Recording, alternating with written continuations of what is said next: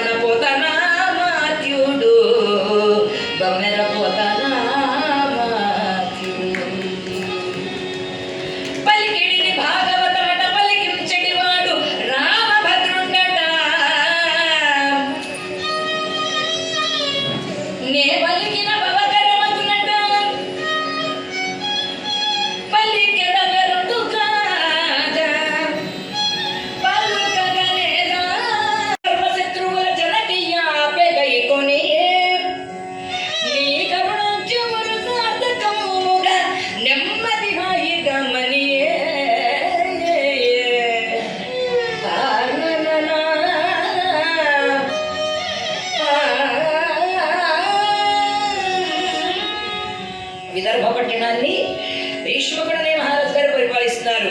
భీష్ముడు కాదు, భీష్మకుడు. భీష్ముడు అంటే ఎవరండి? పాండవులకు, కౌరవులకు తాతగారు. భీష్మకుడు అంటే కృష్ణుడికి పిల్లనిచ్చినటువంటి రుక్మిణీదేవి గారికి తండ్రి గారు భీష్మకుడు. 5 కొడుకులు ఉన్నారు. 6వ సంతానం, ఆఖరి సంతానం కథానాయకి అమ్మాయి సాక్షాత్తు మహాలక్ష్మీదేవి రుక్మిణీదేవి. ఏమండి మహాశైలారా, భాగవతం మనకి తప్పకుండా వినాలి. భాగవతం భాగవతం అంటే చాలు, తప్పకుండా భాగవతం. అందువల్ల మీరు ఎన్ని పురాణాలైన రామాయణాన్ని, భారతాన్ని, భగవద్గీతలు నిన్న వినండి. భాగవతాన్ని విని తీరాలి జీవితంలో.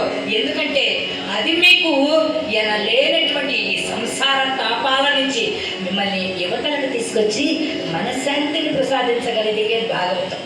మీ మనసుకి కష్టంగా ఏదైనా అనిపించిందా? మీ మనసుకు శాంతి కావాలనిపించిందా? ఆనందంగా ఉందా?